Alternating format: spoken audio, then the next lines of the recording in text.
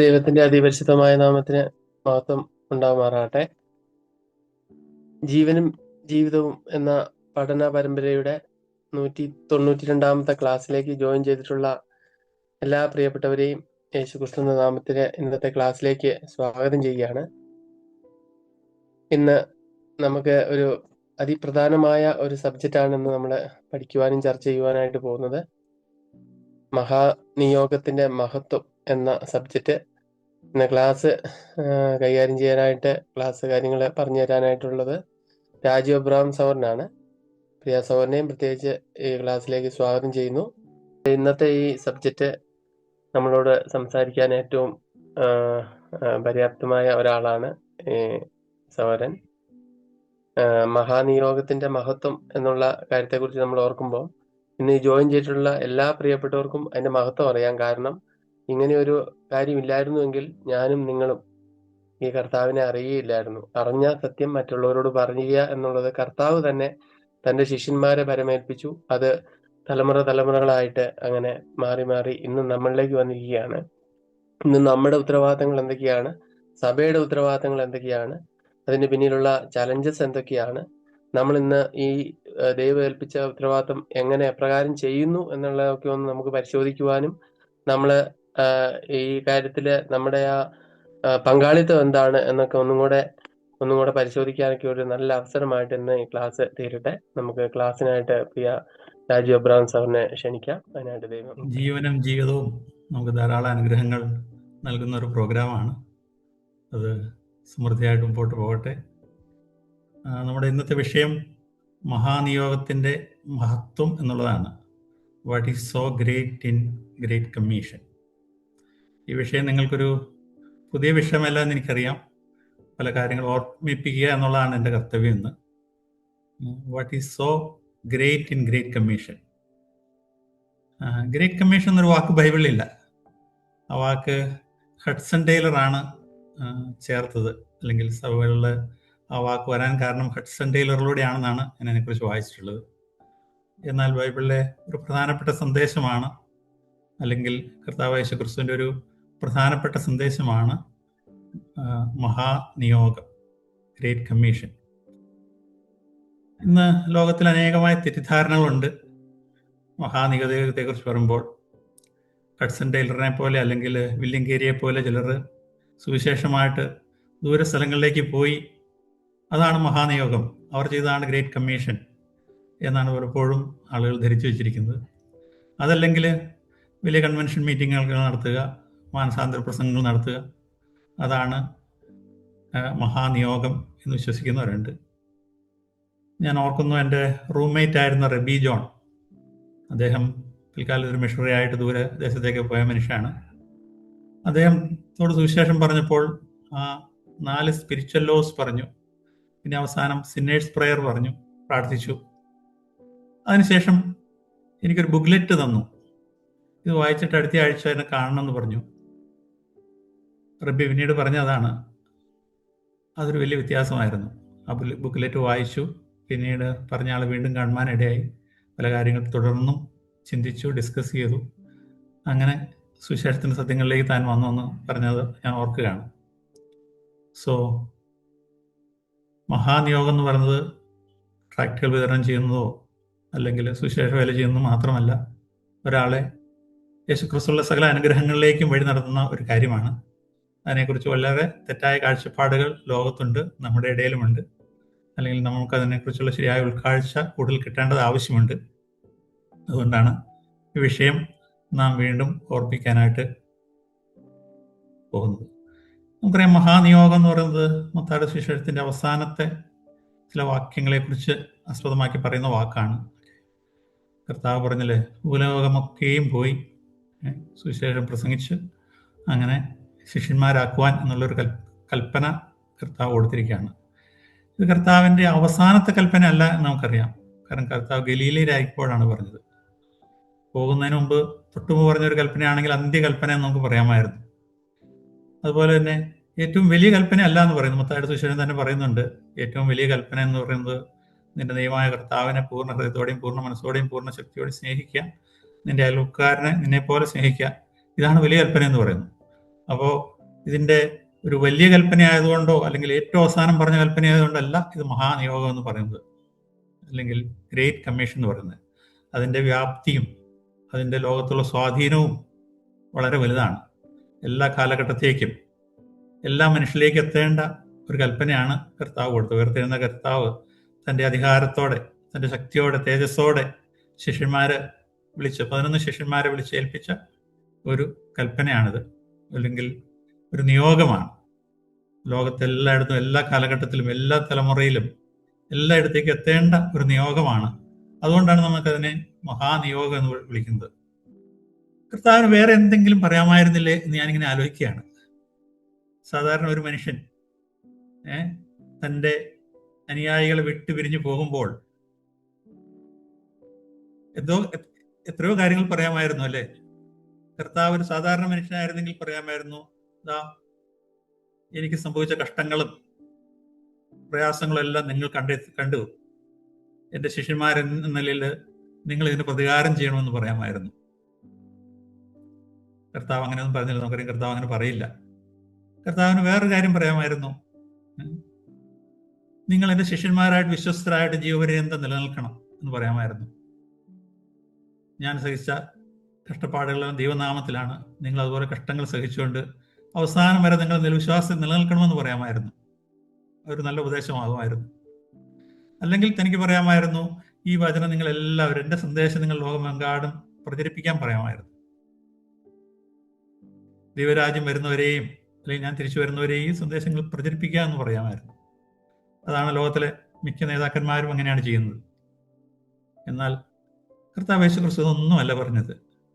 നിങ്ങൾ പോയി സകല ജാതികളോടും സുവിശേഷം പ്രസംഗിച്ച് അവരെൻ്റെ ശിഷ്യന്മാരാക്കിക്കൊള്ളണം, മേക്ക് മൈ ഡിസൈപ്പിൾസ്, നിങ്ങൾ അവരെ ശിഷ്യന്മാരാക്കണം എന്ന് പറഞ്ഞു. അപ്പോൾ ഈ വാക്യമാണ്, നമുക്കത് വാക്യം ഒന്നുകൂടി ഒന്ന് വായിച്ചിട്ട് മുമ്പോട്ട് പോയാലോ? മത്തായിയുടെ സുവിശേഷം 28:18 മുതൽ 20 വരെ. മത്തായിയുടെ സുവിശേഷം 28-ാം അധ്യായം 18 മുതൽ 20 വരെ. യേശു അടുത്തു ചെന്ന്, സ്വർഗത്തിലും ഭൂമിയിലും സകല അധികാരവും എനിക്ക് നൽകപ്പെട്ടിരിക്കുന്നു. ആകയാൽ നിങ്ങൾ പുറപ്പെട്ട് പിതാവിന്റെയും പുത്രന്റെയും പരിശുദ്ധാത്മാവിന്റെയും നാമത്തിൽ സ്നാനം കഴിപ്പിച്ചും ഞാൻ നിങ്ങളോട് കൽപ്പിച്ചതൊക്കെയും പ്രമാണിപ്പാൻ തക്കവണ്ണം ഉപദേശിച്ചും കൊണ്ട് സകല ജാതികളെയും ശിഷ്യരാക്കിക്കൊള്ളുവിൻ. ഞാനോ ലോകാവസാനത്തോളം എല്ലാ നാളും നിങ്ങളോട് കൂടെ ഉണ്ട് എന്ന് അരുളിച്ചെയ്തു. അനേക വർഷങ്ങൾക്ക് പല ക്യാമ്പുകളിലും നമ്മൾ പഠിച്ചിട്ടുള്ള, വളരെ വിശദമായിട്ട് പഠിച്ചിട്ടുള്ള ഒരു വാക്യമാണ്. ശിഷ്യന്മാരുണ്ടാക്കുന്ന അല്ലെങ്കിൽ ശിഷ്യത്വത്തെക്കുറിച്ചുള്ള ക്ലാസ്സുകൾ നമ്മൾ ധാരാളം കേട്ടിട്ടുള്ളവരാണ്. ഇപ്പോൾ അതിനെന്താ കുറവ് സംഭവിച്ചിട്ടുണ്ടോ എനിക്ക് സംശയമുണ്ട്. എങ്കിലും ഈ വാക്യത്തിന് ധാരാളം പ്രസംഗം കേട്ടിട്ടുള്ളവരാണ് എൻ്റെ മുമ്പിൽ ഇരിക്കുന്നത് എനിക്കറിയാം. എങ്കിലും ആ വാക്യം നമുക്കൊന്നുകൂടെ ശ്രദ്ധിച്ച് വായിക്കാം, നമുക്കത് ശ്രദ്ധിക്കാം. കർത്താവ് പറഞ്ഞ തൻ്റെ ശിഷ്യന്മാർ കൊടുത്ത അന്ത്യകൽപ്പനയുടെ ഒരു സംക്ഷിപ്ത രൂപമാണത്, അല്ലേ? മർക്കോന്റെ സുവിശേഷം 16-ാം അധ്യായത്തിൽ കർത്താവ് പറയുന്നുണ്ട്, നിങ്ങൾ പോയി പ്രസംഗിപ്പീൻ എന്ന് പറയുന്നുണ്ട്, സകല ജാതികളോടും പ്രസംഗിപ്പീൻ എന്ന് പറയുന്നുണ്ട്. ലൂക്കോസ് 24-ാം അധ്യായത്തിൽ നിങ്ങൾ പ്രസംഗിക്കുക എന്നുള്ളത് പറയുന്നുണ്ട്. യോഹന്നാന്റെ സുവിശേഷം 20-ാം അധ്യായത്തിലും നാം വായിക്കുന്നുണ്ട്, ഞാൻ നിങ്ങളെ അയക്കുന്നു, നിങ്ങൾ പുറപ്പെട്ടു പോകുവിൻ എന്ന് പറയുന്നുണ്ട്. അപ്പോസ്തല പ്രവൃത്തിയിൽ 1-ാം അധ്യായത്തിൽ അതേ കാര്യം തന്നെ, സകല ജാതികളിലും നിങ്ങൾ പോയി യെരൂശലേം മുതൽ ശമര്യയിലും യഹൂദിയിലും എല്ലായിടത്തും എൻ്റെ സാക്ഷികളാകൂ എന്ന് പറഞ്ഞു. ഇവിടെ എല്ലാ അന്ത്യകൽപ്പനയുടെ അല്ലെങ്കിൽ മഹാനിയോഗത്തിൻ്റെ വാക്കുകളാണ് നമ്മൾ കേൾക്കുന്നത്. പോവുക, പ്രസംഗിക്കുക, സാക്ഷികളാവുക, വിശ്വസിക്കുന്നവരെ സ്നാനപ്പെടുത്തുക, ഈ കാര്യങ്ങളെല്ലാം സുവിശേഷങ്ങളെല്ലാം പറയുന്നുണ്ട്. പക്ഷെ അതിൻ്റെ ഒരു സംഗ്രഹമായിട്ട്, സംക്ഷിപ്തമായിട്ട്, അതിൻ്റെ ഒരു പൂർണ്ണ ശക്തിയോടെ നാം വായിക്കുന്ന ഭാഗമാണ് മത്തായിയുടെ സുവിശേഷം 28-ന്റെ 18, 19, 20 വാക്യങ്ങളിൽ. ഓക്കെ, നമ്മളതിനെക്കുറിച്ച് പഠിച്ചുള്ള ഒരു കാര്യമാണ്. മത്തായി കർത്താവ് ഉയർത്തെഴുന്നതിന് ശേഷം ഏകദേശം 30 വർഷത്തിന് ശേഷമാണ് ഈ ലേഖനം, ഈ സുവിശേഷം എഴുതുന്നത്. ഈ സുവിശേഷം താൻ എഴുതുമ്പോൾ പാലസ്തീനിൽ എല്ലെങ്ങും സഭകൾ സ്ഥാപിതമായൊരു സമയമാണ്. യെരുശലേമിലും അതുപോലെ തന്നെ യഹൂദിയുടെ പല ഭാഗങ്ങളിലും ശമര്യായിലും എല്ലാ സഭകളുണ്ട്, ക്രിസ്തീയ സഭകളുണ്ട്. അവിടെയുള്ള യഹൂദ വിശ്വാസികളെ, യഹൂദ പാശ്ചാത്യത്തിൽ നിന്ന ക്രിസ്തീയ വിശ്വാസികൾക്ക് വേണ്ടിയിട്ടാണ് താൻ എഴുതുന്നത്. അവരോട് പറയുന്നതിൻ്റെ ഒരു ഉദ്ദേശം, മത്തായി എന്ന എഴുത്തുകാരൻ പറയുന്നതിൻ്റെ ഒരു ഉദ്ദേശം എന്ന് പറയുന്നത്, നിങ്ങൾക്ക് ഇനിയും പോകേണ്ടതുണ്ട്, 30-40 വർഷങ്ങൾ നിങ്ങൾ ഈ സന്ദേശം കേട്ടു, സഭകൾ സ്ഥാപിതമായി. എന്നാൽ ഇനിയും ലോകത്തിൻ്റെ അറ്റത്തോളം ഈ സന്ദേശമായിട്ട് നിങ്ങൾ പോകേണ്ട ആവശ്യമുണ്ട് എന്ന കാര്യം അവർ ഓർപ്പിക്കുകയാണ് ചെയ്യുന്നത്. അപ്പോൾ അതുതന്നെ ആയിക്കട്ടെ നമ്മുടെയും ഓർമ്മ. അപ്പോൾ മേക്ക് ഡിസൈപ്പിൾസ്, ശിഷ്യന്മാരുണ്ടാക്കുക എന്നുള്ളത് അതിലുള്ള ഏറ്റവും പ്രധാനപ്പെട്ട കൽപ്പനയാണെന്നുള്ള കാര്യം നമ്മൾ പഠിച്ചിട്ടുള്ള അതിൻ്റെ ഇമ്പെരിറ്റീവ് വെർബ്. പോവുക എന്നുള്ള കൽപ്പനയുണ്ട്, സ്നാനപ്പെടുത്തുക എന്നുള്ള കൽപ്പനയുണ്ട്, പഠിപ്പിക്കുക എന്നുള്ള കൽപ്പനയുണ്ട്. ഇതെല്ലാം അങ്ങനത്തുള്ള കാര്യങ്ങളാണ്. എന്നാൽ ഏറ്റവും പ്രധാനപ്പെട്ട കൽപ്പന ഇതെല്ലാം ചെയ്തതിലൂടെ നാം ശിഷ്യനുണ്ടാക്കുക എന്നുള്ളതാണ് ഏറ്റവും പ്രധാനപ്പെട്ട കാര്യം. നമുക്കറിയാം, ശിഷ്യന്മാരെ ഉണ്ടാക്കുക ഏറ്റവും ബുദ്ധിമുട്ടുള്ള കാര്യമാണ്. സമയമെടുക്കുന്ന, വളരെ ക്ഷമയുള്ള, പണം ചെലവ് ചെയ്യേണ്ട, സമയം ചെലവ് ചെയ്യേണ്ട, അധ്വാനിക്കേണ്ട ഒരു കാര്യമാണ്. ഏറ്റവും ബുദ്ധിമുട്ടുള്ള കാര്യം അതാണ്, ശിഷ്യന്മാരെ ഉണ്ടാക്കുക എന്ന് പറഞ്ഞത്.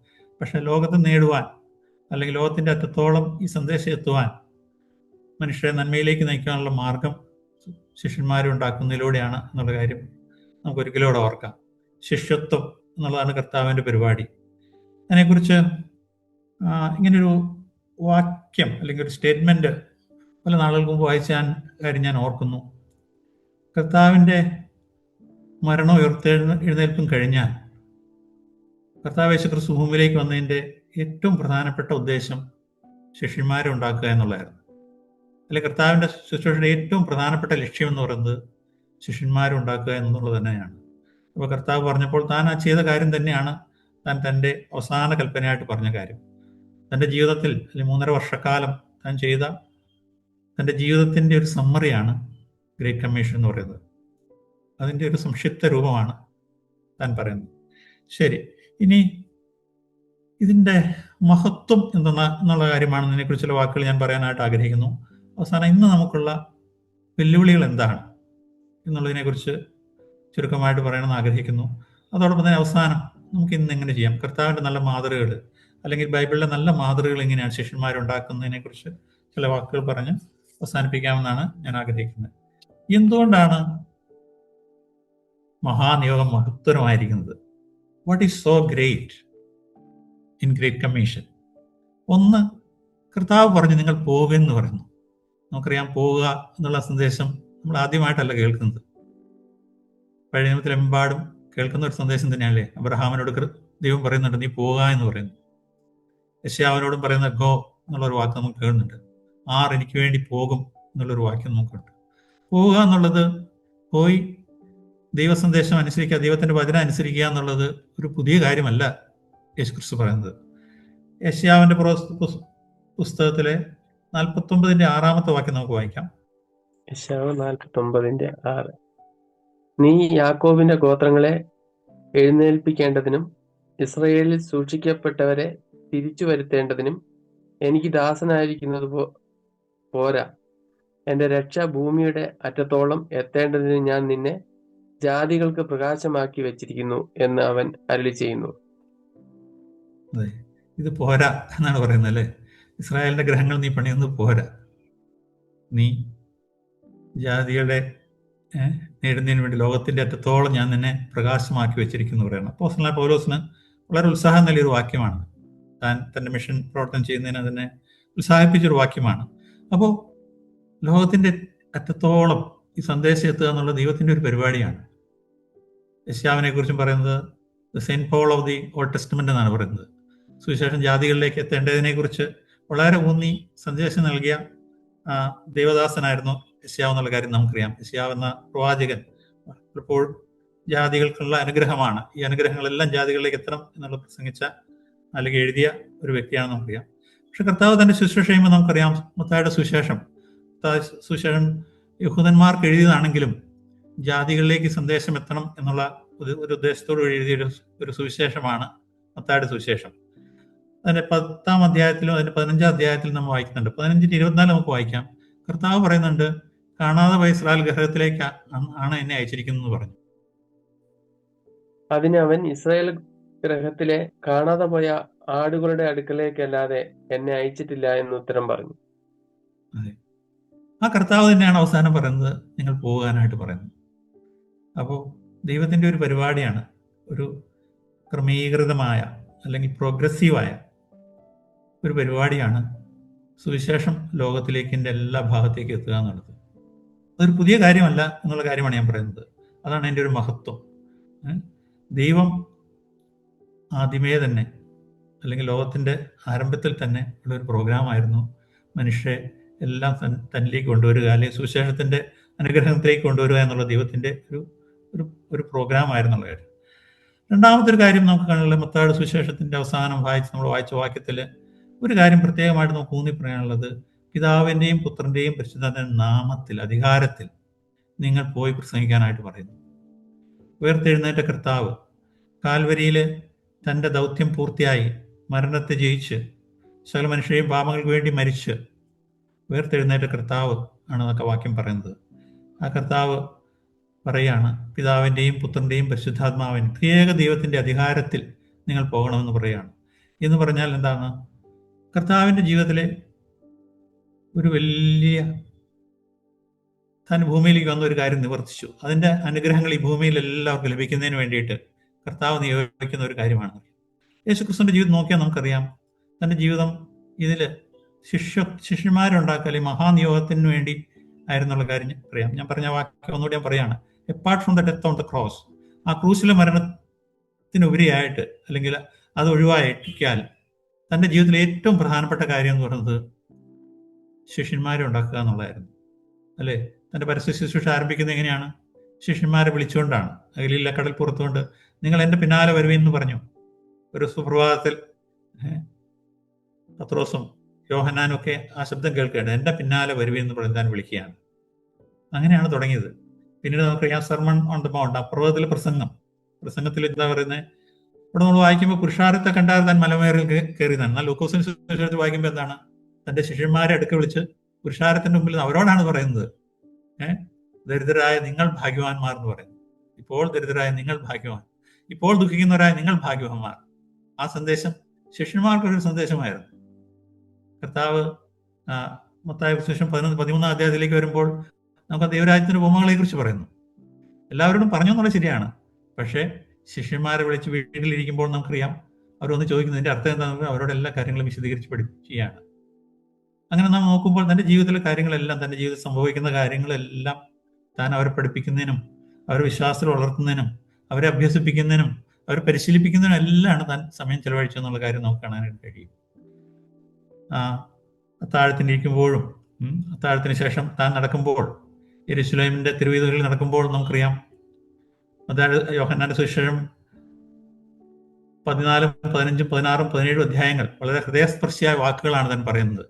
യെരൂശലേമിന്റെ തിരക്കുള്ള നഗരവീഥികളിലൂടെ തൻ്റെ ശിഷ്യന്മാരെ കൂടി നടക്കുകയാണ്. ആ നടക്കുമ്പോൾ തൻ്റെ ഹൃദയം താൻ പകരുകയാണ് ചെയ്യുന്നത്. നിങ്ങൾ കഷ്ടമുണ്ട്, എന്നാൽ ഞാൻ ലോകത്തെ ജയിച്ചിരിക്കുന്നു, ഞാൻ വീണ്ടും വരും, ഞാൻ ഒരു ഭവനം പണിയാനായിട്ട് പോകുന്നു, ഞാൻ വരും, നിങ്ങൾ കൂട്ടിച്ചേർക്കും, നിങ്ങൾക്ക് ഇപ്പോൾ ദുഃഖമുണ്ട് എങ്കിലും നിങ്ങൾ ധൈര്യപ്പെടുവിൻ എന്ന് പറയുകയാണ്. ശിഷ്യന്മാരോടൊപ്പമുള്ള തൻ്റെ ജീവിതമാണ് ശരിക്കും സുവിശേഷം എന്നുള്ള കാര്യമുണ്ട്. അപ്പോൾ ശിഷ്യന്മാരെ ഉണ്ടാക്കുക എന്നുള്ളതായിരുന്നു കർത്താവിൻ്റെ ജീവിതത്തിലെ ഏറ്റവും പ്രധാനപ്പെട്ട ഒരു മിഷൻ നമുക്കറിയാം. അതിൻ്റെ ഒരു സമ്മറിയാണ് താൻ അവസാനമായിട്ട് പറഞ്ഞത്. തൻ്റെ ജീവിതത്തിൻ്റെ ഒരു സന്ദേശം ചുരുക്കം ചില വാക്കുകളിലൂടെ താൻ പറയുകയാണ്. നിങ്ങൾ പുറപ്പെട്ടു പോയി പിതാവിൻ്റെയും പുത്രൻ്റെയും പരിശുദ്ധാത്മാവിൻ്റെയും നാമത്തിൽ ഞാൻ നിങ്ങളോട് കൽപ്പിച്ചൊക്കെയും പ്രമാണിപ്പാൻ തക്കവണ്ണം സകല ജാതികളെയും ശിഷ്യന്മാരാക്കുക. ഞാൻ ഈ ഭൂമിയിൽ, ഈ യെരൂശലേമിലും ഗലീലയിലും യഹൂദിയിലും എല്ലാം നിങ്ങളോട് പ്രസംഗിച്ചു നടന്നു, നിങ്ങളോടൊപ്പം ജീവിച്ചു. ഇനി ഞാനിവിടെയില്ല, നിങ്ങൾ ലോകത്തിൻ്റെ അറ്റത്തോളം പോകണം എന്നുള്ളതാണ് കർത്താവ് തൻ്റെ ശിഷ്യന്മാരെ ഓർപ്പിച്ച കാര്യം. അപ്പം രണ്ടാമത്തെ അതിൻ്റെ മഹത്വം എന്ന് പറയുന്നതാണ്, കർത്താവ് തൻ്റെ ജീവിതത്തിൻ്റെ ഒരു സംക്ഷിപ്തമാണ് ആ ഈ മഹാനിയോഗത്തിലൂടെ പറയുന്നത്. അത് മാത്രമല്ല, ക്രൂശിൽ മരിച്ചുയർത്തെഴുന്നേറ്റ കർത്താവിൻ്റെ അതിൻ്റെ അടിസ്ഥാനപ്പെട്ടാണ്, അല്ലെ ക്രൂശിലെ മരണത്തിൻ്റെ അടിസ്ഥാനപ്പെട്ടിലാണ് കർത്താവ് കാര്യം പറയുന്നത്. ആകയാൽ എന്ന് പറഞ്ഞിട്ടാണ് തുടങ്ങുന്നത്. എല്ലാം സംഭവിച്ചു, ഞാൻ മരിച്ചുയർത്തെഴുന്നേറ്റ് വന്നു, ആകയാൽ നിങ്ങൾ പുറപ്പെട്ടു പോകുകയെന്ന് പറയുകയാണ്. അപ്പൊ രണ്ടാമത്തെ അതിന്റെ മഹത്വം എന്ന് പറയുന്നത് അതാണ്. കർത്താവിന്റെ ക്രൂശ് മരണത്തിന്റെ, തന്റെ ജീവിതത്തിന്റെ, തന്റെ ഉയർത്തെഴുന്നേൽപ്പിന്റെ അടിസ്ഥാനത്തിലുള്ള ഒരു സന്ദേശമാണ് ഈ ലോകത്തോട് പറയാനുള്ളത്. അത് അതിൻ്റെ ഒരു വലിയ മഹത്വമാണെന്നുള്ള കാര്യം നമുക്കറിയാം. മൂന്നാമത്, ഞാൻ മുമ്പേ ഓർമ്മിച്ച പോലെ, മഹാനിയോഗം എന്ന് പറയുന്നതിനെ ഓർപ്പിക്കാനുള്ള കാര്യം, it's a programme for all people, all places, all ages. എല്ലാ മനുഷ്യർക്കും, എല്ലാ സ്ഥലത്തേക്കും, എല്ലാ കാലഘട്ടത്തേക്കും ഉള്ളൊരു സന്ദേശമാണ്. 12 ശിഷ്യന്മാരോട് മാത്രമുള്ളൊരു സന്ദേശമല്ല, എല്ലാ തലമുറയിലും എല്ലാ സ്ഥലത്തും എത്തേണ്ട ഒരു സന്ദേശമാണ്. ഓൾ എന്നുള്ള വാക്ക് റിപ്പീറ്റ് ചെയ്യേണ്ട, സകല ജാതികളോടും പ്രസംഗിക്കുക എന്നാണ് പറയുന്നത്. എല്ലായിടത്തും പോകേണ്ട ഒരു കാര്യമാണ്. അങ്ങനെയുള്ള എല്ലാ ഉപാധികളും ദൈവം ചെയ്തിട്ടുണ്ട്. അതുകൊണ്ടാണ് പറയുന്നത്, പിതാവിന്റെയും പുത്രന്റെയും പരിശുദ്ധാത്മാവിന്റെയും നാമത്തിൽ അധികാരത്തിൽ നിങ്ങൾ പോകുക. നിങ്ങൾക്ക് എല്ലാ ശക്തിയും അധികാരവും നൽകിയിരിക്കുന്നു, ഞാനോ നിങ്ങളുടെ എല്ലാ നാളും ഉണ്ട് എന്ന് പറയും. അതിനെല്ലാം തന്നിരിക്കുന്നു എന്നാണ് പറയുന്നത്. അപ്പോൾ ത്രിയേക ദൈവത്തിന്റെ നാമത്തിൽ, അധികാരത്തിൽ, അവരുടെ ശക്തിയിലെ സാന്നിധ്യത്തിൽ ചെയ്യേണ്ട ഒരു ശുശ്രൂഷയാണ് മഹാനിയോഗം എന്നുള്ളത്. അതിന്റെ ഏറ്റവും വലിയ മഹത്വമല്ലേ എന്നുള്ളതാണ് നമുക്ക് ഓർക്കേണ്ട കാര്യം. അപ്പോൾ 3 കാര്യങ്ങൾ നമ്മൾ അതിനെക്കുറിച്ച് പറഞ്ഞു. 4ാമത് പറയാനുള്ള കാര്യം, ഞാൻ അതിനകത്ത് പറയാനുള്ള ഒരു വാക്കിനെ നമ്മൾ ശ്രദ്ധിക്കേണ്ടതാണ്, അല്ലേ? കർത്താവ് പറഞ്ഞു, നിങ്ങൾ പോയി പ്രസംഗിച്ച് മേക്ക് ഡിസൈപ്പിൾസ്. എങ്ങനെയാണ് ശിഷ്യന്മാരുണ്ടാക്കേണ്ടത്? ഞാൻ നിങ്ങളോട് കൽപ്പിച്ചൊക്കെയും പ്രമാണിപ്പാൻ നോക്കണം, ഉപദേശിച്ചുകൊണ്ടങ്ങ് പറയാമായിരുന്നു, അല്ലേ? ഇത് പ്രസംഗിച്ചുകൊണ്ട്, എന്റെ വചനം നിങ്ങൾക്ക് പ്രസംഗിച്ചുകൊണ്ട് നിങ്ങൾ ശിഷ്യന്മാരെ ഉണ്ടാക്കുക എന്ന് പറഞ്ഞാൽ അത് മതിയായിരുന്നു. എന്നാൽ ഒരു വാക്ക് അതിന്റെ കൂടെ കുറച്ച് ചേർത്തിരിക്കുകയാണ്, സ്നാനം കഴിപ്പിച്ചു എന്നുള്ള വാക്ക്. ഉറപ്പാണ്, ഞാൻ അതിനെക്കുറിച്ച് ചിന്തിക്കായിരുന്നു. ഇടയ്ക്ക് അതിനെക്കുറിച്ച് വളരെ ചിന്തിച്ചൊരു വാക്കാണ്. എന്താ അത് പറയേണ്ടത്? അതിന്റെ ആവശ്യം ഉണ്ടായിരുന്നില്ലല്ലോ എന്ന് ഞാനങ്ങ് ചിന്തിക്കുകയായിരുന്നു. സ്നാനം കഴിപ്പിക്കും. പ്രത്യേകിച്ച് സ്നാനം എന്ന് പറഞ്ഞ കാലത്ത് വളരെ ഇടർച്ചയുള്ള ഒരു വിഷയമാണ്. പലർക്കും ഒരുപാട് സമയം എടുക്കുന്ന, അല്ലെങ്കിൽ ചിന്തിക്കുന്ന, ഒരു ഇടർച്ച ഉണ്ടാക്കുന്ന ഒരു വിഷയമാണ് സ്നാനം കഴിപ്പിക്കുക എന്നുള്ള കാര്യം. ആ കാര്യം പറഞ്ഞു. പലരും അതിനെക്കുറിച്ച് പറയുന്നത് ഇങ്ങനെയാണ് പറയുന്നത്, ആദ്യകാലത്ത് സുവിശേഷം പ്രസംഗിക്കുമ്പോൾ അതോടുകൂടി തന്നെ സ്നാനവും കഴിപ്പിച്ചിരുന്നു. അപ്പൊ അതുകൊണ്ട് അതൊരു പ്രധാനപ്പെട്ട കാര്യമാണ്. അതുകൊണ്ടായിരിക്കും കർത്താവ് അങ്ങനെ പറഞ്ഞു, സുവിശേഷ പ്രസംഗത്തിന്റെ കൂടെ പോകുന്ന ഉടനെ തന്നെ അവർ മാനസാന്തരപ്പെടും, ഉടനെ സ്നാനപ്പെടും. അപ്പോൾ ഒരുമിച്ച് പോകേണ്ട ഒരു കാര്യമാണ്. അതുകൊണ്ടാണ് പറയുന്നത്, നിങ്ങൾ സ്നാനം കഴിപ്പിച്ച് അവരോട് ഉപദേശിച്ച് പ്രസംഗിക്കണം എന്ന് പറയുന്നത്. അതുകൊണ്ട് അതിനെക്കുറിച്ച് അങ്ങനെയാണ് പറയുന്നത്. പക്ഷെ ഞാൻ വിചാരിക്കുന്നത് അത് മാത്രമല്ല അതിന്റെ കാര്യം. ശിഷ്യന്മാരുണ്ടാക്കുക എന്നുള്ള പ്രക്രിയ പല കാര്യങ്ങൾ ഉൾപ്പെട്ട ഒരു കാര്യമാണ്. സ്നാനം അതൊരു പ്രധാനപ്പെട്ട കാര്യമാണ്. സ്നാനത്തിലൂടെ നമ്മൾ കർത്താവിനോട് ചേരുകയാണ് ചെയ്യുന്നത്. ഒരു പരസ്യമായിട്ടുള്ള ഒരു പ്രഖ്യാപനം നടക്കുകയാണ് ചെയ്യുന്നത്. ഞാൻ യേശു ക്രിസ്തുവിന്റെ കൂടെ നിൽക്കുന്ന ആളാണ്, യേശു ക്രിസ്തുവിന്റെ കൂടെയുള്ളതാണ്, യേശുവിനോട് ഞാൻ ചേരുന്നു എന്ന് പ്രഖ്യാപിക്കുകയാണ്, പരസ്യമായിട്ട് പ്രഖ്യാപിക്കുന്നു. അതോടൊപ്പം തന്നെ അതുമായിട്ട് ബന്ധപ്പെട്ട എല്ലാ കാര്യങ്ങളും ഞാൻ ചെയ്യുമെന്നാണ് പ്രഖ്യാപിക്കുന്നത്. ഞാൻ വിശ്വസിക്കുന്ന ആളുകളുടെ ഒരു കൂട്ടിൽ ചേരുകയാണ്, അവരൊരു കൂട്ടത്തിലേക്ക് ഞാൻ ചേരുകയാണ്. അവരുടെ കൂടെ ഞാൻ ചേർന്ന് കർത്താവ് പഠിപ്പിച്ച എല്ലാ കാര്യങ്ങളും ഞാൻ ചെയ്യുകയാണ് എന്നത് നമുക്കറിയാം, അല്ലെ? ഞാൻ നിങ്ങളോട് ഉപദേശിച്ച കാര്യങ്ങളെല്ലാം ഉപദേശിക്കണം എന്ന് പറഞ്ഞു. ഞാൻ നിങ്ങളോട് പറഞ്ഞതെല്ലാം ഉപദേശിക്കണം, അത് പഠിപ്പിക്കണം എന്ന് പറയുന്നു. അത് പഠിപ്പിക്കുന്ന സ്ഥലം എന്ന് പറയുന്നത് ദൈവത്തിന്റെ ഇന്നത്തെ പരിപാടിയായ സഭയിലാണ്. നമുക്കറിയാം, ഒരുപാട് മീറ്റിങ്ങുകളും ശിഷ്യത്വം ഉണ്ടാക്കുന്ന ഒരുപാട് പ്രോഗ്രാമുകൾ ലോകത്തുണ്ട്. അതിനെക്കുറിച്ചുള്ള ഒരുപാട് സംഘടനകളും പ്രവർത്തനങ്ങളും ഈ ലോകത്തുണ്ട്. ഒരു കാര്യം എനിക്ക് വളരെ വ്യക്തമായിട്ട് എനിക്ക് ബോധ്യമുള്ള ഒരു കാര്യമാണ്, ബൈബിൾ മുഴുവനായിട്ട് പഠിപ്പിക്കുന്ന, അതിൽ സത്യങ്ങളെല്ലാം പഠിപ്പിക്കാൻ പറ്റുന്ന ഒരു സ്ഥലം എന്ന് പറയുന്നത് യേശുക്രിസ്തുവിന്റെ സഭയിലാണ്. 1ാമത്തെ പുസ്തകം മുതൽ അവസാനത്തെ പുസ്തകം വരെ അതിൽ പറഞ്ഞിരിക്കുന്ന എല്ലാ കാര്യങ്ങളും പഠിപ്പിക്കാനുള്ള സ്വാതന്ത്ര്യവും നല്ല അവസരങ്ങളും ഉള്ള ഒരു സ്ഥലം എന്ന് പറയുന്നത് കർത്താവ് യേശുക്രിസ്തുവിന്റെ ഇന്നത്തെ പരിപാടിയായിരിക്കുന്ന ഒരു സഭയിലാണ്. ആ സഭയുടെ ഒരു ഓർഡിനൻസ്, അതിൻ്റെ ഒരു ആചാരമാണ് സ്നാനം എന്ന് പറയുന്നത്. സ്നാനം മാത്രമല്ല, തിരുവത്താഴമുണ്ട്, അപ്പം നുറുക്കുക, അതുപോലെ മറ്റു കാര്യങ്ങൾ ഉപദേശിക്കുക എന്നുള്ള കാര്യങ്ങൾ. സഭകൾക്ക് മീറ്റിങ്ങുകളുണ്ട്, അല്ലേ? എല്ലാ ദിവസവും അല്ലെ എല്ലാ ഞായറാഴ്ചയും പതിവായിട്ട് കൂടി വരിക എന്നുള്ളത് സഭയുടെ ഒരു ലക്ഷണമാണ്. അപ്പോൾ റെഗുലർ മീറ്റിംഗ് ഉള്ള ഒരു കാര്യം എന്ന് പറയുന്നത് ദൈവസഭയിലാണ്. ഒരു സ്ഥലത്ത് അത് കൂടി വരുന്ന ഒരു പ്രത്യേക സ്ഥലമുണ്ടായിരിക്കും, അവിടെ റെഗുലറായിട്ടുള്ള മീറ്റിങ്ങുകളുണ്ട്. ആ മീറ്റിങ്ങുകൾക്ക് ചില ഘടകങ്ങളുണ്ട്, എല്ലാ കാര്യങ്ങളുണ്ട്. അപ്പോൾ ശിഷ്യന്മാരുണ്ടാക്കുന്ന ആ പ്രക്രിയയുടെ അത് പൂർണ്ണമായിട്ട് ചെയ്യാൻ പറ്റുന്നത് ഒരു സഭയുടെ പശ്ചാത്തലത്തിലാണ് നടക്കുമെന്നുള്ള കാര്യം ആ വാക്യത്തിൽ നിന്നും പുതിയ നിയമത്തിന്റെ ഉപദേശത്തിൽ നിന്നും വളരെ വ്യക്തമായുള്ളൊരു കാര്യമാണ്. ആരാണ് പഠിപ്പിക്കേണ്ടത്? പഠിപ്പിക്കാൻ യോഗ്യതയുള്ളവരാണ് പഠിപ്പിക്കേണ്ടത്. നമുക്കറിയാം, പുതിയ നിയമത്തിൽ അതിന് പഠിപ്പിക്കാനായിട്ടുള്ള മൂപ്പന്മാരെയും ശുശ്രൂഷന്മാരെയും എല്ലാം ദൈവം ആക്കി വെച്ചിരിക്കുന്നു. അതിൻ്റെ പഠിപ്പിക്കുന്ന ആളുകളെ ആക്കി വെച്ചിരിക്കുന്നു എന്നുള്ള കാര്യം നമുക്കറിയാം. ഉപദേഷ്ടാക്കന്മാരെ, ശുശ്രൂഷകന്മാരെ എല്ലാം ദൈവമാക്കി വെച്ചിരിക്കുന്നു എന്നുള്ളതാണ്, പഠിപ്പിക്കുക എന്നുള്ള കാര്യം. കർത്താവ് പറഞ്ഞ മത്തായിയുടെ കർത്താവിൻ്റെ ശിഷ്യനായ മത്തായിയുടെ സുവിശേഷത്തിലാണ് സഭ എന്നുള്ള 2 വാക്കുകൾ കാണുന്നത്. മറ്റ് സുവിശേഷങ്ങളിലൊന്നും സഭ എന്നുള്ള വാക്കുകളില്ല. ഒന്ന് 16-ാം അധ്യായത്തിലും 2 18-ാം അധ്യായത്തിലുമാണ്. 16-ാം അധ്യായത്തിൽ നമുക്കറിയാം ആഗോള സഭയെക്കുറിച്ച് ഉള്ളൊരു ഒരു ഒരു പരാമർശം നമുക്ക് കാണാനുണ്ട്. ഞാൻ എൻ്റെ സഭയെ പണിയും എന്നുള്ള കാര്യം പറയുന്ന കർത്താവുണ്ട്. കർത്താവ് താൻ ആരാണെന്ന് വെളിപ്പെടുത്തി. നീ ജീവനുള്ള ദൈവത്തിൻ്റെ പുത്രനായ ക്രിസ്തു എന്ന് ശിഷ്യന്മാർ പറഞ്ഞപ്പോൾ കർത്താവ് ഉടനെ പറഞ്ഞൊരു കാര്യമാണ്, ഞാൻ എൻ്റെ സഭയെ പണിയും, പാതാള ഗോപുരങ്ങൾ അതിനെ ജയിക്കില്ല എന്ന് പറഞ്ഞു. നമുക്കറിയാം അതിൻ്റെ തൊട്ട് താഴേക്കുള്ള ഭാഗങ്ങൾ വായിച്ചു കഴിയുമ്പോൾ കർത്താവ് ശിഷ്യത്തിൻ്റെ വ്യവസ്ഥകളെ കുറിച്ചാണ് പറയുന്നത് അല്ലേ. തൻ്റെ ജീവനെ കളയുന്നവൻ അതിനെ നേടുമെന്ന് പറയുന്നു അല്ലേ. ശിഷ്യത്വത്തിൻ്റെ വ്യവസ്ഥകളെ കുറിച്ചാണ് തുടർന്ന് പറയുന്ന കാര്യങ്ങൾ. അപ്പൊ ശിഷ്യത്വം സഭയും തമ്മിൽ വളരെ ബന്ധപ്പെട്ടിരിക്കുന്ന ഒരു കാര്യമാണ്. 18-ാം അധ്യായത്തിലേക്ക് വരുമ്പോൾ വീണ്ടും സഭയെക്കുറിച്ച് പറഞ്ഞൊരു പരാമർശമുണ്ട് അല്ലേ. സഭയോട് അറിയിക്കാന്ന് പറഞ്ഞു. പ്രാദേശികമായൊരു സഭയെക്കുറിച്ചാണ്, വിസിബിൾ ആയൊരു ചർച്ചിനെ കുറിച്ചാണ്. ആദ്യത്തെ 16-ാം അധ്യായത്തിൽ ഇൻവിസിബിൾ സഭ, അദൃശ്യ സഭയെക്കുറിച്ച് പറയുമ്പോൾ, അല്ലെങ്കിൽ ലോകമെമ്പാടുള്ള തൻ്റെ പരിപാടിയെ സഭയെക്കുറിച്ച് പറഞ്ഞപ്പോൾ ഒരു പ്രദേശത്ത് കൂടി വരുന്ന ദൃശ്യമായ സഭയെക്കുറിച്ചാണ് 18-ാം അധ്യായത്തിൽ പറയുന്നത്. അവിടെ ഒരാൾ തെറ്റ് ചെയ്തില്ലെങ്കിൽ അവസാനം വന്ന് സഭയോട് അറിയിക്കുക എന്ന് പറയുന്നു. സഭ ഒരു തീരുമാനം എടുക്കട്ടെ എന്നാണ് പറയുന്നത്. അപ്പൊ ശിക്ഷണത്തിൽ ഒരാളെ വളർന്ന എവിടെയാണ്? ഒരു സഭയിലെ വളർത്തുവാനായിട്ട് കഴിയുള്ളൂ. തെറ്റുകളെ, കുറ്റങ്ങളെ തിരുത്തി മുമ്പോട്ട് പോകാനുള്ള ഒരു അവസരം നൽകുന്നത് യഥാർത്ഥമായിട്ട് പറ്റുന്ന ഒരു സഭയിലാണ്. അപ്പൊ അതുകൊണ്ട് ശിഷ്യത്വം എന്ന് പറയുന്നത് പ്രായോഗികമായിട്ട് തീരുന്നത് ദൈവത്തിൻ്റെ ഒരു സഭയിലാണ്. അപ്പൊ അതിൻ്റെ മഹത്വം എന്ന് പറയുന്നത്, അല്ലെങ്കിൽ വേറൊരു മഹത്വം എന്ന് പറയുന്നത് ഇതാണ്. ശിഷ്യത്വം നമുക്ക് പ്രായോഗിക തലത്തിൽ നമുക്ക് കൊണ്ടുവരണമെങ്കിൽ യഥാർത്ഥമായിട്ട് വചനം പഠിപ്പിക്കണം, മുഴുവനായിട്ട് പഠിപ്പിക്കണം.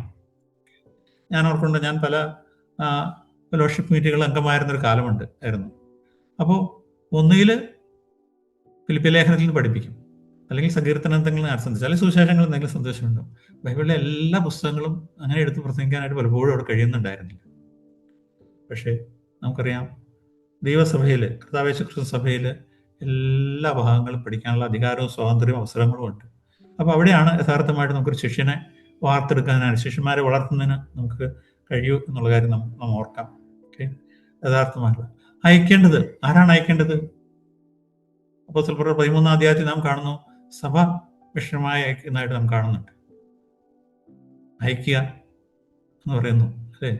ആകയാൽ പുറപ്പെട്ടു പോകണമെന്ന് പറഞ്ഞു. പുറപ്പെടണമെങ്കിൽ അയക്കേണ്ടിയിരിക്കുന്നു. ആരാണ് അയക്കേണ്ടത്?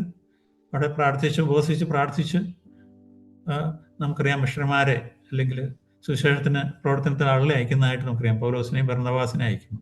സഭയാണ് അയക്കേണ്ടത്. സഭയാണ് അതിൻ്റെ പുറകിൽ അവർക്ക് കൈത്താങ്ങൽ കൊടുക്കേണ്ടത്. അപ്പോൾ അത് വളരെ പ്രധാനപ്പെട്ട ഒരു കാര്യമാണ്. ആ ഒരു വാക്ക് അവരെ സ്നാനപ്പെടുത്തണം എന്ന് പറയുമ്പോൾ അതിൻ്റെ കൂടെ ഒരുപാട് കാര്യങ്ങൾ ഉൾപ്പെടുന്നു. സ്നാനപ്പെടുത്തി അതിനോടനുബന്ധിച്ച് ചെയ്യേണ്ട എല്ലാ കാര്യങ്ങളും ഉൾപ്പെട്ട ഒരു കാര്യമാണ്. അത് അവിടെ നടക്കൂ എന്നുള്ള കാര്യം നമുക്കറിയാം.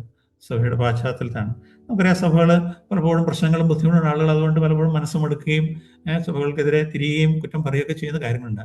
എങ്കിലും നാം ഓർക്കണം, മഹാനിയോഗം അതിൻ്റെ പൂർണ്ണതയിലേക്ക് വരുത്തുവാനുള്ള ഒരു അവസരമാണ്, അല്ലെങ്കിൽ ഒരു സ്ഥലമാണ് ദൈവത്തിൻ്റെ സഭ എന്ന് പറയുന്നത്. അതിലാണ് അതിൻ്റെ മഹത്വമുള്ളത്. ഒരു മനുഷ്യനെ പൂർണ്ണതയിലേക്ക് കൊണ്ടുവരുന്ന, പക്വതയിലേക്ക്, പൂർണ്ണതയിലേക്ക് കൊണ്ടുവരുന്ന ഒരു പരിപാടിയാണ് മഹാനിയോഗം എന്ന് പറയുന്നത്. സുവിശേഷം അറിയിക്കുന്നത് ഒരു ഭാഗമാണ്, സ്നാനപ്പെടുന്ന ഒരു ഭാഗമാണ്, പഠിപ്പിക്കുന്ന ക്ലാസ്സുകൾ എടുക്കുന്നത് ഒരു ഭാഗമാണ്. പക്ഷെ മനുഷ്യനെ പൂർണ്ണതയിലേക്ക് കൊണ്ടുവരുമ്പോൾ അത് ഒരു സഭയുടെ പശ്ചാത്തലത്തിലാണ് നടക്കുന്നത്. കൃപാവരങ്ങൾ ഉപയോഗിക്കേണ്ടതില്ലേ അല്ലേ? ഒരു മനുഷ്യനല്ലോ ചെയ്യുന്നത്, എല്ലാവരും ചേർന്ന് ചെയ്യേണ്ട ഒരു കാര്യമല്ലേ? ഒരു മനുഷ്യന്റെ പല പ്രായത്തിലുള്ള ഒരുമിച്ച് ചേർന്നതാണ്. പലപ്പോഴും നമുക്കറിയാം പല ഫെലോഷിപ്പ് മീറ്റിങ്ങുകളും ഒരേ ചിന്താഗതിയുള്ളവരാണ്, ഒരേ പ്രായത്തിലുള്ളവർ, ഒരേ ജോലിയിലുള്ളവർ, സ്റ്റുഡൻസിന്റെ മീറ്റിംഗ്, സ്പോർട്സുകാരുടെ മീറ്റിംഗ്, ഡോക്ടേഴ്സിന്റെ മീറ്റിംഗ് എന്നൊക്കെ പറയും. പക്ഷെ എല്ലാ കൃപാവരങ്ങളുമുള്ള, എല്ലാ കഴിവുകളുള്ള മനുഷ്യർ എവിടെയാണ് വരുന്നത്? ഒരു സ്വഭാവയുടെ പശ്ചാത്തലത്തിലല്ലേ? അവിടെയല്ലേ നമുക്ക് ശിഷ്യന്മാരുണ്ടാക്കാനായിട്ട് പറ്റുമോ? അവിടെയല്ലേ വളർച്ചയുടെ പാഠങ്ങൾ പഠിക്കാനായിട്ട് പറ്റുകയുള്ളൂ. എല്ലാ തരത്തിലുള്ള മനുഷ്യരും, വിദ്യാഭ്യാസം കുറഞ്ഞുള്ളവരും കൂടുതലുള്ളവരും, പണമുള്ളവരും ഇല്ലാത്തവരും, ദരിദ്രരും പണക്കാരും എല്ലാം വരുന്നൊരു സ്ഥലമാണത്. അറിവുള്ളവരും അറിവില്ലാത്തവരും എല്ലാം വരുന്ന സ്ഥലമാണ്. കറുത്തവനും വെളുത്തവനും എല്ലാം അവിടെ വരുന്നു. അവിടെയാണ് ഒരു ശിഷ്യത്വത്തിന്റെ പാഠങ്ങൾ ശരിയായിട്ട് നമുക്ക് അഭ്യസിക്കാനായിട്ട് കഴിയുകയുള്ളൂ. അപ്പോൾ അതുകൊണ്ട് നാം ഓർക്കണം, കർത്താവ് പറഞ്ഞപ്പോൾ അതുകൊണ്ടാണ് അവർ സ്നാനപ്പെടുത്തി അവരുടെ സഭയുടെ എല്ലാ മീറ്റിങ്ങുകളിലും പങ്കെടുത്ത് അവരെല്ലാ അതിൻ്റെ ഓർഡിനൻസിലൂടെ, സ്നാനത്തിലൂടെയും തിരുവത്താഴത്തിലൂടെയും അതിൻ്റെ മീറ്റിങ്ങുകളിലും എല്ലാം പങ്കെടുത്ത് അതിൻ്റെ ശിക്ഷണത്തിന് കീഴ്പ്പെട്ട് അങ്ങനെയാണ് ഒരാൾ വളർത്താനായിട്ട് കഴിയുള്ളൂ. അതാണ് അതിൻ്റെ ഒരു മഹത്വം എന്നുള്ള കാര്യം നമ്മൾ ഓർക്കുക എന്നുള്ളതാണ്. അപ്പോൾ അതിന് പറയാനുള്ള കാര്യമാണ്, സഭയ്ക്കൊരു റെഗുലറായിട്ട് മീറ്റിംഗ് ഉണ്ട്, അതിന് ചില ഓർഡിനൻസ് ഉണ്ട്, അവിടെ പഠിപ്പിക്കുന്ന ആളുകളുണ്ട്, അതിനൊരു സ്ട്രക്ചറുണ്ട് എന്നുള്ളതാണ്. അതിനൊരു ഘടനയുള്ള ഒരു ലീഡർഷിപ്പ് ഉണ്ട്. അതെല്ലാം നമുക്ക് ആവശ്യമാണെന്നുള്ള കാര്യമാണ്. അപ്പോൾ അതെല്ലാം ഇതിൻ്റെ ആവശ്യമാണ് എന്നുള്ള കാര്യമാണ്. അതുകൊണ്ടായിരിക്കാം അപ്പോസ്തലനായ പൗലോസ് താൻ എഴുതുമ്പോൾ ദൈവത്തിൻ്റെ സഭ ജാതികളെ കൂട്ടിച്ചേർക്കുന്നതിനെ കുറിച്ച് പറയുമ്പോൾ അത് ദൈവത്തിൻ്റെ മഹത്വത്തിൻ്റെ ഒരു വലിയ അടയാളമാണ് താൻ പറയുന്നത്. ആ വാക്യം കൂടെ നമുക്ക് വായിക്കാം. എഫേസ്യ ലേഖനം 3:8 മുതൽ 10 വരെ വാക്യങ്ങൾ. അവിടെ ആ പാശ്ചാത്തലം നമുക്കറിയാം. ജാതികളിലോട് സുവിശേഷം പ്രസംഗിച്ച് അവനെ സഭയിൽ ചേർത്തു എന്നുള്ള ഭാഗം പറഞ്ഞു വരികയാണ് ചെയ്യുന്നത്. അപ്പോൾ അത് അപ്പോസ്തലൻ പറയുന്നത് അത് ദൈവത്തിൻ്റെ ഒരു വലിയ മഹത്വമുള്ള ഒരു കാര്യമാണെന്ന് പറയാം. എഫേസ്യ ലേഖനം 3:8 മുതൽ 10 വരെയുള്ള വാക്യം. സകല വിശുദ്ധന്മാരിലും ഏറ്റവും ചെറിയവനായ എനിക്ക് ജാതികളോട് ക്രിസ്തുവിന്റെ അപ്രമേയ ധനത്തെക്കുറിച്ച് പ്രസംഗിപ്പാനും സകലവും സൃഷ്ടിച്ച ദൈവത്തിന്റെ അനാദികാലം മുതൽ മറഞ്ഞുകിടന്ന മർമ്മത്തിന്റെ വ്യവസ്ഥ ഇന്നതെന്ന് എല്ലാവർക്കും പ്രകാശിപ്പിപ്പാനുമായി ഈ കൃപ നൽകിയിരിക്കുന്നു. അങ്ങനെ ഇപ്പോൾ സ്വർഗത്തിൽ വാഴ്ചകൾക്കും അധികാരങ്ങൾക്കും ദൈവത്തിന്റെ ബഹുവിധമായ ജ്ഞാനം അവൻ നമ്മുടെ കർത്താവായ യേശു ക്രിസ്തുവിൽ നിവർത്തിച്ച അനാദി നിർണയ പ്രകാരം സഭ മുഖാന്തരം അറിവായി വന്നു. ദൈവത്തിന്റെ ബഹുവിധമായ ജ്ഞാനം, മൾട്ടി കളേർഡ്, പല കളറുള്ള ആ വലിയ വിസ്മയമായുള്ള ഒരു കാര്യമാണ് ദൈവസഭ എന്ന്. അത് ഒരു മർമ്മമായിരുന്നു. എന്നാൽ ജാതികളിലൂടെ രക്ഷിക്കലിലൂടെ അനേകരെ കൂട്ടിച്ചേർക്കുന്നതിലൂടെ അതിപ്പോൾ വെളിപ്പെട്ട് വന്നിരിക്കുകയാണ്. ഒരു ദൈവത്തിൻ്റെ ഒരു വലിയ പരിപാടിയാണത്. അത് വെളിപ്പെട്ടിരിക്കുകയാണ് നമുക്ക്.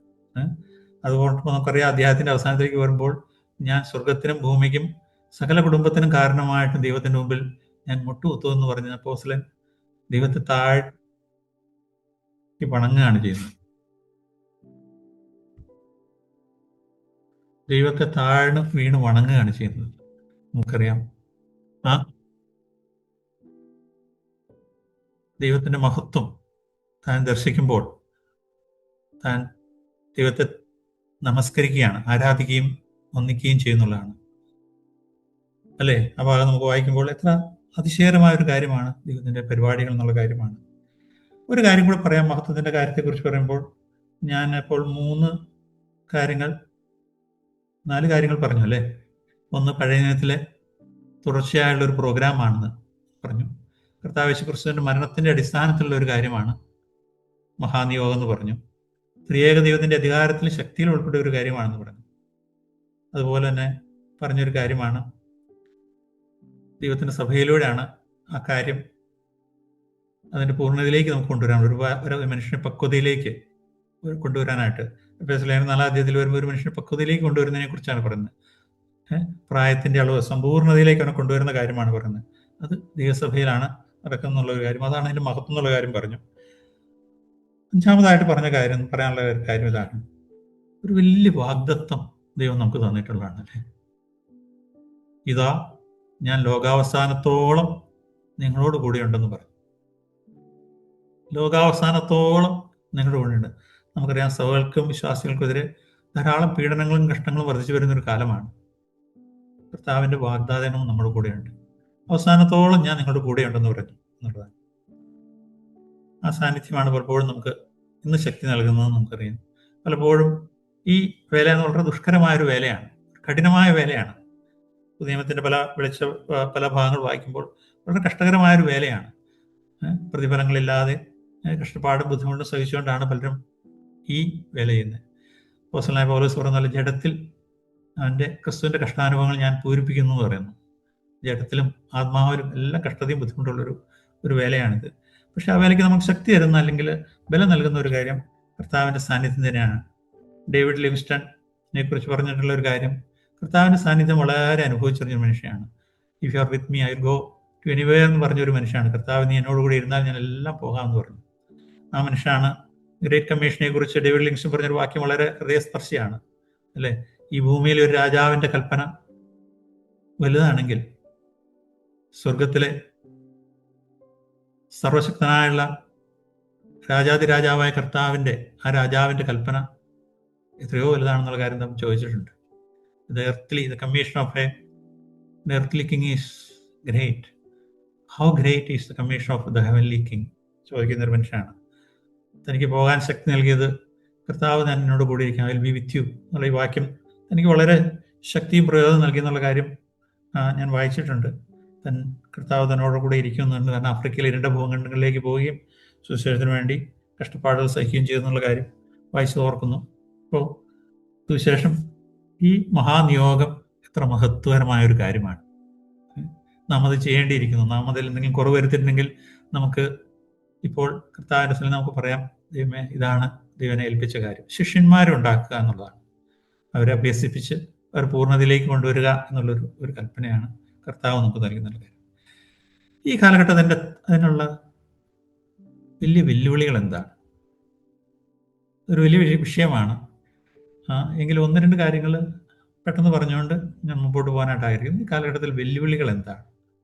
ഒരുപാട് വെല്ലുവിളികളുണ്ടല്ലേ. കഷ്ടതകളും പ്രയാസങ്ങളും ബുദ്ധിമുട്ടുകളും ഉണ്ട്. ശിഷ്യന്മാരാകുക എന്ന് പറയുന്നത് ആർക്കും ഇഷ്ടമുള്ള കാര്യമല്ല. ഒന്നാമത്തെ വെല്ലുവിളി എന്ന് പറയുന്നത് ഒരാളുടെ ജീവിതം വേറൊരാളുടെ ജീവിതത്തിലേക്ക് കയ്യിലേക്ക് കൊടുക്കുക എന്നുള്ളതാണ് ശിഷ്യത്വം എന്ന് പറയുന്നത്. ഒന്ന്, നമ്മുടെ ജീവിതത്തിൽ ഒരുപാട് തെറ്റുകളുണ്ട്. ഈ തെറ്റുകൾ അവരുടെ ജീവിതത്തിലേക്ക് പകരാനുള്ള സാധ്യതയുണ്ട്. അതാണ് ഒന്നാമത്തെ വെല്ലുവിളി. നാം ശിഷ്യന്മാരുണ്ടാക്കാനായിട്ട് പോകുമ്പോൾ ഒന്നാമത്തെ കാര്യം, നമ്മുടെ ജീവിതത്തിലെ കുറവുകൾ പരിഹരിക്കേണ്ടിയിരിക്കുന്നു. ഒരു നല്ല ശിഷ്യനെ വേറൊരാളെ നല്ല ശിഷ്യനാക്കാണ്ട് തരുന്നു. പലപ്പോഴും ആളുകളുടെ വലിയ പ്രശ്നം എന്ന് പറഞ്ഞു കഴിഞ്ഞാൽ they are all self taught എന്നാണ്. ഈ കാലഘട്ടത്തിൻ്റെ ഒരു വലിയ പ്രത്യേകത എന്ന് പറയുന്നത് അവരെല്ലാം സ്വയം പഠിക്കുന്നവരാണെന്നുള്ളതാണ്. എല്ലാ കാര്യങ്ങളും ഉണ്ടല്ലോ, ഇൻ്റർനെറ്റിലെല്ലാം ഉണ്ട്, പുസ്തകങ്ങളിലുണ്ട്. കാര്യങ്ങൾ സ്വയം പഠിച്ച് കാര്യങ്ങൾ മുമ്പോട്ട് പോകാൻ ആഗ്രഹിക്കുന്നവരാണ് നമ്മൾ ആരുടെയും കീഴ്പ്പെട്ട് നിൽക്കുന്നു, ആരുടെ ഉപദേശം കേൾക്കുന്നു നമുക്കും ഇഷ്ടമല്ല. ഇന്നലെ വൈകുന്നേരം ഞാനിങ്ങനെ ചായ കുടിച്ച് നടക്കുമ്പോൾ എൻ്റെ കൂടെയുള്ള ഒരാൾ പറയാറുണ്ട്, ജെൻസി അവരൊരു കാര്യം പഠിപ്പിക്കാൻ പറ്റില്ല എന്ന് പറഞ്ഞു. അവർക്ക് ഇഷ്ടം പോലെയുള്ള കാര്യങ്ങൾ. എൻ്റെ കൂടെയുള്ളൊരു ജോലി ചെയ്യുന്ന ഒരാളായിരുന്നു, ഒരു കൊളീഗ് പറയുകയാണ്, ഈ പുതിയ തലമുറ ഒരു കാര്യവും പഠിപ്പിക്കാനായിട്ട് പറ്റുന്നില്ല. ലാബിൽ എന്തെങ്കിലും പറഞ്ഞു കൊടുത്തൊന്നും ഒരു അവർ ഇഷ്ടമുള്ളവരെ അവർക്ക് ചെയ്യണം എന്ന് പറയാം. അപ്പം അതാണ് മനുഷ്യൻ്റെ ഒരു അവസ്ഥ ഇപ്പോൾ. ആർക്കും വേറെ ആളിൽ നിന്ന് പഠിക്കുന്ന ഇഷ്ടമല്ല, കേൾക്കുന്ന ഇഷ്ടമല്ല. അതൊരു തലമുറയിൽ ഒരു കാലഘട്ടത്തിലാണ് നാം ജീവിക്കുന്നത്. അതൊരു വലിയ വെല്ലുവിളിയാണ്. എല്ലാവർക്കും അവരുടേതായ ജീവിതം പ്രൈവറ്റ് ആയിട്ട് ഒന്ന് ഈ മഹാനീയത്തെക്കുറിച്ച് നമ്മുടെ കാഴ്ചപ്പാടുകളെല്ലാം മാറിയെന്നുള്ളതാണ്. ഓക്കെ, എന്താണ് പുൾപിറ്റിൽ പ്രസംഗിക്കുക എന്നുള്ളതാണ് നിയോഗമെന്നാണ് നമ്മൾ പലപ്പോഴും വിശ്വസിക്കുന്നത്. ഞായറാഴ്ച ഒന്ന് എന്തെങ്കിലും പ്രസംഗിച്ച് എന്തെങ്കിലും പ്രിപ്പയർ ചെയ്യുന്ന ഒരു നല്ല പ്രസംഗം നടത്തുക എന്നുള്ളതാണ് മഹാനിയോഗം നാം പലപ്പോഴും വിശ്വസിക്കുന്നത്. കഴിഞ്ഞ ദിവസം എൻ്റെ വീട്ടിൽ ഒരാൾ വന്നു, ഒരു ചെറുപ്പക്കാരൻ പറയുന്ന ഒരു കാര്യമാണ്. അവരുടെ സഭയിലൊക്കെ ഒരു കാര്യം പറഞ്ഞാണ്. ഒരാൾ വന്നിട്ട് പറഞ്ഞു, എനിക്ക് എന്താണ് പ്രസംഗിക്കാൻ അവസരം തരാത്തത്, അടുത്ത ആഴ്ച എനിക്ക് പ്രസംഗിക്കണം എന്ന് പറഞ്ഞു. എൻ്റെ ജീവിതത്തിൽ അങ്ങനെയുള്ള അനുഭവങ്ങൾ എനിക്ക് ഉണ്ടായിട്ടുണ്ട്. അങ്ങനെ വരുന്ന ആളുകളുണ്ട്. ഒരു മനുഷ്യൻ ഒരു ദിവസം എന്നോട് വന്ന് പറഞ്ഞു, next Sunday I want to preach, ഒരു ബോർഡും ഒരു ചോക്കും ഒക്കെ അറേഞ്ച് ചെയ്യണം, അടുത്ത ആഴ്ച I want to preach in the church. അപ്പോൾ മഹാനിയോഗം എന്ന് പറയുന്നത് ഞായറാഴ്ച വന്ന് പ്രസംഗിക്കുക എന്നുള്ളതാണ് പലപ്പോഴും പല ആളുകളുടെയും ചിന്താവിഷയം. അപ്പോൾ ഈ ആഴ്ചയാണത് പറഞ്ഞത്, കഴിഞ്ഞ തിങ്കളാഴ്ച മറ്റോ ആണെന്ന് തോന്നുന്നു. അപ്പോൾ അതാണ് പലപ്പോഴും നമ്മുടെ കാഴ്ചപ്പാടുകളെല്ലാം മാറിപ്പോയിരിക്കുന്നു. അല്ലെങ്കിൽ പലപ്പോഴും പറയും എല്ലാവരെയും കുറിച്ചല്ല ഞാൻ പറയുന്നത്, പലപ്പോഴും മാറിക്കുന്നു. ട്രാക്റ്റുകൾ വിതരണം ചെയ്യുന്നതിലൂടെ, സുവിശേഷം പറയുന്നതിലൂടെയോ, അല്ലെങ്കിൽ ഒരാൾ യേശുക്രിസ്തുവിൽ വന്നതുകൊണ്ടോ ഒന്നും മഹാനിയോഗം ആയില്ല. അല്ലെങ്കിൽ മഹാനിയോഗം എന്ന് പറഞ്ഞാൽ അവരുടെ ക്രിസ്തുവിലുള്ള എല്ലാ അനുഗ്രഹങ്ങളിലേക്ക് അവർ നയിക്കുക എന്നുള്ളതാണ്. അതൊരു വലിയ അധ്വാനമുള്ള, പ്രയാസമുള്ള ഒരു വേലയാണ്. ഞാൻ പറയാൻ വന്നിരിക്കുന്ന ഒരു കാര്യം, അല്ലെങ്കിൽ ഞാൻ ഊന്നൽ കൊടുക്കുന്നു വിചാരിക്കുന്ന ഒരു കാര്യം ഇതാണ്: സഭകളിലൊരു ഡൈക്കോട്ടമി ഉണ്ടെന്നുള്ള കാര്യമാണ്. അതെന്താണ് ഇങ്ങനെ ട്രാൻസ്ലേറ്റ് ചെയ്യുന്ന എനിക്ക് അറിഞ്ഞുകൂടാ. ഒരു വലിയ വ്യത്യാസം വന്നുകൊണ്ടിരിക്കുന്നു എന്നുള്ള ഒരു കാര്യം ഞാൻ പറയാനായിട്ട് പ്രത്യേകം ഊന്നി പറയുകയാണ്. ശിഷ്യന്മാരും അല്ലാത്തവരും തമ്മിലൊരു വലിയ വ്യത്യാസമുണ്ട്. മലാക്കിയുടെ പുസ്തകത്തിൽ അവസാനം പറയുന്നവർ യഹോവയെ ശുശ്രൂഷിക്കുന്നവരല്ലാത്തവരും തമ്മിൽ വ്യത്യാസം കാണുന്ന മലാക്കി പ്രവചനത്തിൽ പറഞ്ഞ പോലെ ശിഷ്യന്മാരും അല്ലാത്തവരും തമ്മിലൊരു വലിയ വ്യത്യാസം ദൈവസഭകളിലുണ്ടെന്നുള്ളതാണ് ഒരു വലിയ യാഥാർത്ഥ്യമാണ്. ചിലർ ശിഷ്യന്മാരായിട്ട് വളരുന്നു, ചിലർ ശിഷ്യന്മാരല്ല. അതുകൊണ്ടാണ് പലപ്പോഴും നമുക്ക് പ്രശ്നങ്ങളും ബുദ്ധിമുട്ടുകളും കോൺഫ്ലിക്റ്റുകളും പ്രശ്നങ്ങളും എല്ലാം വരാനുള്ള കാരണം എന്ന് പറയുന്നത്. ചിലർ വളരുന്നവരാണ്, ചിലർ വളരാൻ ഒരു മനസ്സുമുള്ളവർ. ചിലർക്ക് ശിഷ്യന്മാരാകണമെന്നില്ല, ചിലർക്ക് ശിഷ്യന്മാരായിട്ട് വളരേണ്ടിയിരിക്കുന്നു. അപ്പോൾ അവർക്ക് ചില കാഴ്ചപ്പാടുകളുണ്ട്, അവർക്ക് ചില വ്യത്യസ്തമായ ആശയങ്ങളുണ്ട്, അവർക്ക് ചില കാര്യങ്ങൾ ചെയ്യണമെന്നുണ്ട്. ഇതൊന്നും നടക്കുന്നില്ല. അപ്പോസ്തലനായ പൗലോസ് പറയുന്ന പോലെ ആത്മീകരും അനാത്മീകരുമായിട്ടുള്ള മനുഷ്യർ ഭൂമിയിലുണ്ട്. ആത്മീയർ അല്ലെങ്കിൽ ജഡികന്മാരായുള്ള ആളുകളുണ്ട്. ആ കോൺഫ്ലിക്റ്റ് ആണ് ഞാൻ വിചാരിക്കുന്ന ഒരു വലിയ വെല്ലുവിളിയായിട്ട് ഇപ്പോൾ ഇരിക്കുന്നതെന്ന് ഞാൻ വിചാരിക്കുകയാണ്. പ്രത്യേകിച്ച് വളർച്ചയുടെ പടവുകൾ താണ്ടി മുമ്പോട്ട് പോകുന്ന ദൈവസഭകൾക്കുള്ള ഒരു വലിയ വെല്ലുവിളി എന്ന് പറയുന്നത് ഒരു ഡൈക്കോട്ടമി ഉണ്ടോ എന്നുള്ളതാണ്. ഞാൻ എൻ്റെ അനുഭവത്തിൽ നിന്ന് പറയുകയാണ്, നിങ്ങളുടെ അനുഭവങ്ങൾ വ്യത്യസ്തമാകാം. പക്ഷേ ആ ഡൈക്കോട്ടമി ഒരു വാക്യം പ്രത്യേകിച്ച് വായിക്കാനായിട്ട് ആഗ്രഹിക്കുകയാണ്. ഫിലിപ്പ് ലേഖനം 2:19 മുതൽ 21 വാക്യങ്ങൾ. ഫിലിപ്പ് ലേഖനം 2:19 മുതൽ 21 വാക്യം.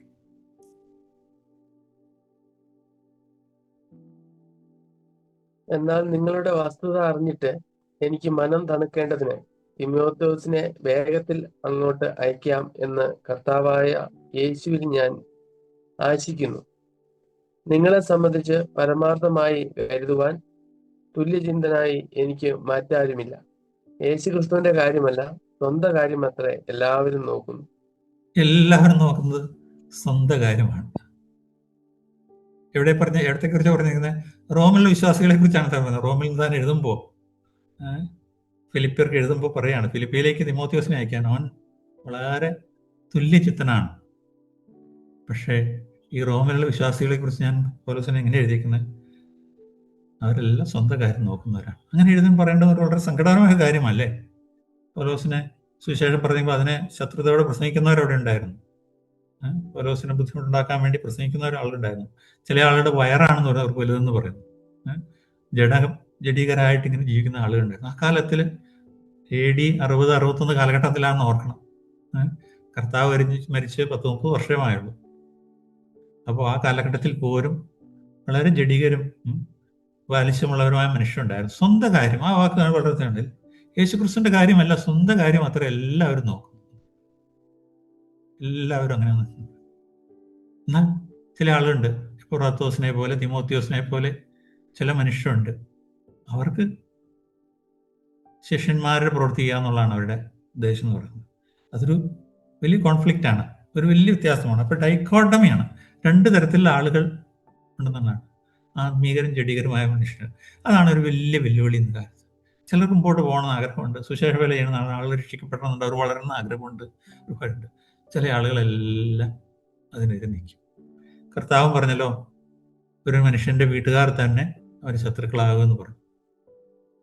അത് വേറെ കോണ്ടെക്സ്റ്റിലാണ് പറഞ്ഞത്. എങ്കിലും അത് യഥാർത്ഥത്തിൽ ദൈവസഭകളെ കുറിച്ചും പറയേണ്ടിയിരിക്കുന്നു എന്നുള്ളത് ഒരു വാസ്തവമാണ്. വീട്ടുകാർ തന്നെ പലപ്പോഴും ശത്രുക്കളാണ്. അപ്പോൾ ആളുകളെല്ലാം ഒരുമിച്ച് വളരേണ്ടിയിരിക്കുന്നു. അപ്പോൾ അതിന് നമ്മൾ എന്തെങ്കിലുമൊക്കെ ചെയ്യേണ്ടിയിരിക്കുന്നു. എല്ലാവരും വളരണം. വളർന്നില്ലെങ്കിൽ, എല്ലാവരും ക്രിസ്തുവിന്റെ ആ സ്വഭാവത്തിന് അനുരൂപരമായിട്ട് വളർന്നില്ലെങ്കിൽ, അല്ലെങ്കിൽ ക്രിസ്തുവിന്റെ പക്വത പ്രാപിക്കുന്നില്ലെങ്കിൽ ഒരു വലിയ കോൺഫ്ലിക്റ്റ് ആണ് സമൂഹത്തിൽ. ഒരു ഡൈക്കോട്ടമി വരും എന്നുള്ളതാണ് ഒരു കാര്യം. ഓക്കെ, നമ്മുടെ സമയം തീരെയാണ്.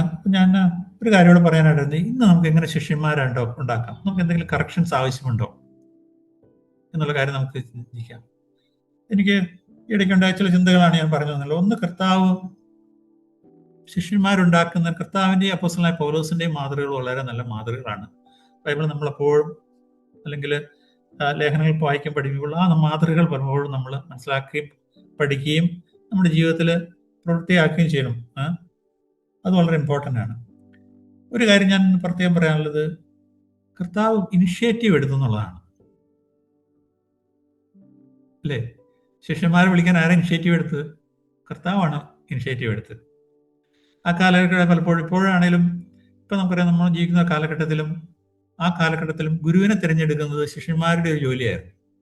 പരീശന്മാരുടെ ഇടയിൽ ഉണ്ടായിരുന്ന രീതി ഏതായിരുന്നു? സ്റ്റുഡൻസ് ആണ് തീരുമാനിക്കേണ്ടത് അവരുടെ ഗുരു ആരായിരിക്കണം എന്നുള്ളത്. പ്രത്യേകിച്ച് ഈ കാലഘട്ടത്തിൽ, ഇപ്പോൾ ക്യാമ്പസുകളിലൊക്കെ ഇപ്പോഴത്തെ കാലഘട്ടം എന്ന് പറഞ്ഞാൽ അവർ പഠിപ്പിക്കുന്ന വിഷയം, അവർ പഠിപ്പിക്കുന്ന സാർമാരൊക്കെ അവർക്ക് തിരഞ്ഞെടുക്കാന്നുള്ളതാണ്. അങ്ങനത്തെ ഓപ്ഷൻ ഉണ്ട്. ഇന്ന ആള് എന്നെ പഠിപ്പിച്ചാൽ മതി, അല്ല ഇന്ന വിഷയമാണ് ഞാൻ പഠിക്കേണ്ടത്. അങ്ങനെ ഒരു ഭയങ്കര ഓപ്ഷനാണ് ഇപ്പോൾ പ്രത്യേകിച്ച് പുതിയ യൂണിവേഴ്സിറ്റികളിലെല്ലാം അങ്ങനെയാണ്. എന്ത് വിഷയം നിങ്ങൾക്ക് വേണമെങ്കിൽ മ്യൂസിക് പഠിക്കാം, നിങ്ങൾക്ക് വേണമെങ്കിൽ ഡാൻസ് പഠിക്കാം, അതിന് ക്രെഡിറ്റ് കിട്ടും. നിങ്ങൾക്ക് വേണമെങ്കിൽ ഈ വിഷയം പഠിക്കാം, ആ വിഷയം പഠിക്കാം, എന്ത് വിഷയം വേണമെങ്കിലും നിങ്ങൾക്ക് ചൂസ് ചെയ്യാം. വളരെ ഫ്ലെക്സിബിളാണ്. പണ്ട് കാലത്തേക്കാൾ വളരെ വളരെ മാറിക്കൊണ്ടിരിക്കും. അപ്പോൾ എല്ലാം നിങ്ങൾക്ക് ചൂസ് ചെയ്യാം, നിങ്ങളുടെ ഇഷ്ടം അനുസരിച്ച് ചൂസ് ചെയ്യാം. പക്ഷെ കർത്താവ് അങ്ങനെയല്ല ചെയ്തത്. കർത്താവ് തൻ്റെ ശിഷ്യന്മാരെ താൻ തിരഞ്ഞെടുത്തു, താൻ ഇനിഷ്യേറ്റീവ് എടുത്തെന്നുള്ളതാണ് നമുക്ക് കാണാനുള്ള ഒരു കാര്യം, അല്ലേ? എത്രയോ വാക്യങ്ങൾ നമുക്ക് കാണാനായിട്ട് കഴിയും. താൻ ശിഷ്യന്മാരെ വിളിക്കുകയാണ്, ആ കടൽ തിരിത്തണക്കുമ്പോൾ നിങ്ങൾ എൻ്റെ പിന്നാലെ വരുമെന്ന് പറഞ്ഞു. എല്ലാ ശിഷ്യന്മാരെയും താൻ വിളിച്ചു. എന്നിട്ട് മർക്കോസിന്റെ സുവിശേഷത്തിൽ, ലൂക്കോസിന്റെ സുവിശേഷത്തിൽ നാം വായിക്കുന്ന ഒരു കാര്യം ഇതാണ്. എന്താ പറഞ്ഞത്? ഒരു രാത്രി മുഴുവൻ താൻ പ്രാർത്ഥന കഴിച്ചു, എന്നിട്ട് ശിഷ്യന്മാരെ അടുത്ത് വിളിച്ചു, എന്നിട്ട് 12 പേരെ താൻ തിരഞ്ഞെടുത്തു എന്ന് പറഞ്ഞു. അവരുടെ എല്ലാ സ്വഭാവങ്ങളും അറിഞ്ഞ് യുദാസിനെ പോലും താൻ കണ്ടെത്തി എല്ലാവരെയും താൻ തിരഞ്ഞെടുത്തു എന്ന് നമുക്ക് വായിക്കണം. വ്യത്യസ്ത സ്വഭാവങ്ങളും രീതികളും ആശയങ്ങളും ഉള്ളവരായിരുന്നു അവർ. ചിലർ ഒരു ഒരു മനുഷ്യൻ ചുങ്കക്കാരനായിരുന്നു, ഒരു മനുഷ്യൻ എരിവുകാരനായിരുന്നു. അങ്ങനെ എല്ലാ തരം ആശയങ്ങളുള്ള മനുഷ്യയാണ് താൻ തിരഞ്ഞെടുത്തത്. അവർ തിരഞ്ഞെടുത്തു എന്നുള്ളതാണ് കാര്യം. അപ്പോൾ ഇനിഷ്യേറ്റീവ് നമ്മളാണ് എടുക്കേണ്ടത്. ഒരാളെ ശിഷ്യന്മാരാക്കി വളർത്തിയെടുക്കുക എന്നുള്ള കാര്യം നമ്മുടെ ഇനിഷ്യേറ്റീവ് എടുത്തെങ്കിലേ കാര്യം നടക്കുകയുള്ളൂ. ഇനിയാളെ ഞാൻ പരിശീലിപ്പിച്ചൊരു ശിഷ്യനാക്കി മാറ്റണം എന്നിട്ട് അവർക്ക് ചിലപ്പോൾ ഇഷ്ടമുണ്ടാവില്ല, എങ്കിലും നാം അതിനുവേണ്ടി ശ്രമിക്കുകയും മുമ്പോട്ട് പോകുന്നില്ല. കർത്താവ് ഒരു ബന്ധത്തിലേക്കാണ് അവർ വിളിച്ചെന്നുള്ള കാര്യം നമുക്ക് പലപ്പോഴും നമ്മൾ വായിക്കാം. യോഹന്നാന്റെ സുവിശേഷത്തിൽ 15 അധ്യായത്തിലൊക്കെ വായിക്കുമ്പോൾ ഞാൻ നിങ്ങളെ തിരഞ്ഞെടുത്തു എന്നിൽ വസിക്കേണ്ടതിന് എന്നുള്ള കാര്യം പറയുന്നുള്ളതായിട്ട് നമുക്കറിയാം. എന്നിൽ വസിച്ച് ഫലം പുറപ്പെടുവിക്കേണ്ടതിന് വേണ്ടിയാണ് നിങ്ങളെ തിരഞ്ഞെടുത്തത് കർത്താവ് പറയുന്നുണ്ട്. മർക്കോസ് സുവിശേഷത്തിൽ വായിക്കും താൻ അവരെ വിളിച്ചതിന്റെ ഉദ്ദേശം തന്നോടുകൂടി ഇരിപ്പാനാണെന്നുള്ള കാര്യം പറയുന്നുണ്ട്. ടു ബി വിത്ത് ഹിം എന്നുള്ള കാര്യം, തൻ്റെ കൂടെ ഇരിപ്പാനാണ്. തൻ്റെ ജീവിതത്തെ തന്നോടുകൂടെ യാത്ര ചെയ്യാനും തന്നിൽ പഠിക്കാനും കേൾക്കാനും ഒക്കെ ആയിട്ടാണ് അവൻ വിളിച്ചത്. അപ്പോൾ ഒരു വ്യക്തിബന്ധങ്ങളിലൂടെയാണ് ശിഷ്യത്വത്തിൽ നമുക്ക് വളരാനായിട്ട് കഴിയുമെന്നുള്ളത് കർത്താവിൻ്റെ ഒരു നല്ല മാതൃകയാണ്. അപ്പോസ്തലനായ പൗലോസിൻ്റെയും മാതൃക അത് തന്നെയാണ്. നല്ല വ്യക്തിബന്ധങ്ങൾ വളർത്തിയെടുക്കുന്നതിലൂടെയാണ് നമുക്ക് നല്ല ശിഷ്യന്മാരെ ഉണ്ടാക്കാനായിട്ട് കഴിയൂ എന്നുള്ള കാര്യം നമുക്ക് കാണാനായിട്ട് കഴിയും. വേറൊരു കാര്യം നമുക്ക് കാണാനായിട്ട് കഴിയുന്നത് ഒരു കാര്യം, ഇൻഫോർമൽ ആയിട്ടുള്ള സെറ്റിങ്ങുകൾ ആണ് പലപ്പോഴും കർത്താവ് പഠിപ്പിച്ചു എന്നുള്ള കാര്യം നമുക്ക് കാണാൻ കഴിയും, അല്ലേ? ഒരു പടകിന്മേലിരുന്നു, ശിഷ്യന്മാരെ അടുക്ക് വിളിച്ചു, അവരോട് പറയുകയാണ് വിതയ്ക്കുന്നതിൻ്റെ ഉപമ പറഞ്ഞു. അത് കഴിഞ്ഞപ്പോൾ വലയിൽ മീൻ പിടിക്കുന്നതിൻ്റെ ഉപമയൊക്കെ പറഞ്ഞു. ഇതൊക്കെ പറഞ്ഞ് കുറച്ച് കഴിയുമ്പോൾ താൻ വീട്ടിൽ പോയിട്ട് ശിഷ്യന്മാരെ ഒന്ന് അടുത്ത് ചോദിച്ചു, അതെന്താ അങ്ങനെ, ഇതെന്താ ഇങ്ങനെ പറഞ്ഞെന്ന് ചോദിച്ചു. കർത്താവ് പറഞ്ഞു, ഇതിൻ്റെ അർത്ഥം ഇങ്ങനെയാണ് എന്നൊക്കെ പറഞ്ഞു. ഒരു ക്ലാസ് റൂമിലൊന്നും അല്ല പല കാര്യങ്ങൾ പഠിപ്പിച്ചത്. നമുക്കറിയാം, ദേവാലയത്തിൽ ഇരിക്കുമ്പോൾ ഒരു വിധവ ഇടുന്ന കാര്യം പറഞ്ഞപ്പോൾ കർത്താവ് അതിനെക്കുറിച്ച് പല കാര്യങ്ങൾ അവർ പഠിപ്പിച്ചു. ആ ശമരിയാക്കാരി സ്ത്രീ വന്നപ്പോൾ അവിടെ ഇരുന്ന് പല ശിഷ്യന്മാർ വന്നു. അപ്പോൾ ചോദിച്ചപ്പോൾ അവരോട് പല കാര്യങ്ങൾ പറഞ്ഞു. എനിക്കിതാ കൊയ്ത്ത് വിളഞ്ഞിരിക്കുന്നു, കൊയ്ത്തുകാരുടെ ആവശ്യമുണ്ട്, യജമാനോട് അപേക്ഷിപ്പി, ഈ വേലയാണ് എൻ്റെ ആഹാരം എന്നുള്ള കാര്യങ്ങളൊക്കെ അവരോട് പഠിപ്പിച്ചു. താൻ പെസഹ ഭവനത്തില്ല, പെസഹായ്ക്ക് വരുമ്പോൾ അവരെയും പല കാര്യങ്ങൾ പഠിപ്പിച്ചു, അല്ലേ? താൻ അവർ പഠിപ്പിക്കുകയാണ് ചെയ്യുന്നത്. ശിഷ്യത്വം എന്ന് പറയുന്നത് എന്താണ്, ഒരു ദാസന്റെ വിലയാണെന്ന് പറഞ്ഞു. അതിനുശേഷം താൻ നടക്കുമ്പോൾ പല കാര്യങ്ങളും അവരോട് പകരുകയാണ്. അപ്പോൾ പഠിപ്പിക്കുന്ന കാര്യങ്ങളെല്ലാം ഒരു ക്ലാസ് റൂമിലല്ല താൻ പലപ്പോഴും പഠിപ്പിച്ചത്, ഇൻഫോർമൽ സെറ്റിങ്സ് ആയിരുന്നു പലപ്പോഴും പഠിപ്പിച്ചെന്നുള്ള കാര്യം. ഒരുപാട് വാക്യങ്ങൾ വായിക്കാണ്ട് നമുക്കിപ്പോൾ സമയമില്ല. മർക്കോസ് 4 അധ്യായത്തിലും 7 അധ്യായത്തിലും മത്തായിയുടെ സുവിശേഷത്തിലും എല്ലാം നമുക്ക് വായിക്കും. ലൂക്കോസിലും യോഹന്നാനും എല്ലാം വായിക്കും. ഇനി നിങ്ങൾ സുവിശേഷം വായിക്കുമ്പോൾ ഈ കാര്യം ഒന്ന് ശ്രദ്ധിച്ച് വായിക്കണമെന്ന് ഞാൻ അപേക്ഷിക്കുകയാണ്. കർത്താവ് ഏത് സാഹചര്യത്തിലാണ് തന്റെ ശിഷ്യന്മാരെ അഭ്യസിപ്പിച്ചത്? ഒരു ക്ലാസ് റൂമിലോ അല്ലെങ്കിൽ ദേവാലയത്തിൽ അവർ വിളിച്ചുകൊണ്ട് പോയി അവിടെ ഇരുന്നുകൊണ്ടല്ല പഠിപ്പിച്ചത്. പലപ്പോഴും വളരെ ഇൻഫോർമൽ ആയിട്ടുള്ള കാര്യങ്ങളാണ്. വർത്തമാനം പറയുമ്പോൾ, യാത്ര ചെയ്യുമ്പോൾ, പടകിലിരിക്കുമ്പോൾ, ദേവാലയത്തിലിരിക്കുമ്പോൾ, ഭക്ഷണത്തിലിരിക്കുമ്പോൾ, ഇങ്ങനെയൊക്കെയാണ് പല കാര്യങ്ങളും പറഞ്ഞത്. വയലിലൂടെ നടക്കുമ്പോൾ, അപ്പോൾ ഇങ്ങനെയുള്ള പല കാര്യങ്ങളും പഠിപ്പിച്ചു എന്നുള്ളതാണ് നമുക്ക് കാണാനായിട്ട് കഴിയും. നല്ലൊരു ശിഷ്യന്മാരുണ്ടാക്കണമെങ്കിൽ അങ്ങനെ ഒരു സാഹചര്യത്തിൽ നമുക്കും കഴിയുള്ളൂ. മീറ്റിങ്ങുകളും ക്യാമ്പുകളും എല്ലാം വളരെ ആവശ്യമാണ്. പക്ഷേ അതിനേക്കാൾ ഉപരിയായിട്ട് ശിഷ്യന്മാരുണ്ടാക്കണമെങ്കിൽ ഇങ്ങനെയുള്ള സാഹചര്യങ്ങൾ ആവശ്യമാണ്. നമ്മുടെ സമയം കഴിയുകയാണ്. അപ്പോൾ എന്താ ഞാൻ പറഞ്ഞ കാര്യം, തൻ്റെ ജീവിതത്തിന്റെ മാതൃകകളോടെ നാം പഠിപ്പിച്ച് നമുക്കറിയാൻ കഴിയും. താൻ പ്രാർത്ഥിച്ച ഒരു വാക്യം ലൂക്കോസിന് സുവിശേഷം 14 അധ്യായത്തിൽ നാം വായിക്കുന്നു. കർത്താവ് പ്രാർത്ഥിച്ചു കഴിഞ്ഞപ്പോൾ ശിഷ്യന്മാരുടെ അടുക്ക വന്നു, ഞങ്ങളെയും പ്രാർത്ഥിക്കാൻ പഠിപ്പിക്കണമേ എന്ന് പറഞ്ഞു. കർത്താവിന്റെ പ്രാർത്ഥന കണ്ടപ്പോൾ ശിഷ്യന്മാർക്കും പ്രാർത്ഥിക്കാൻ ഒരു ആഗ്രഹം ഉണ്ടായല്ലേ?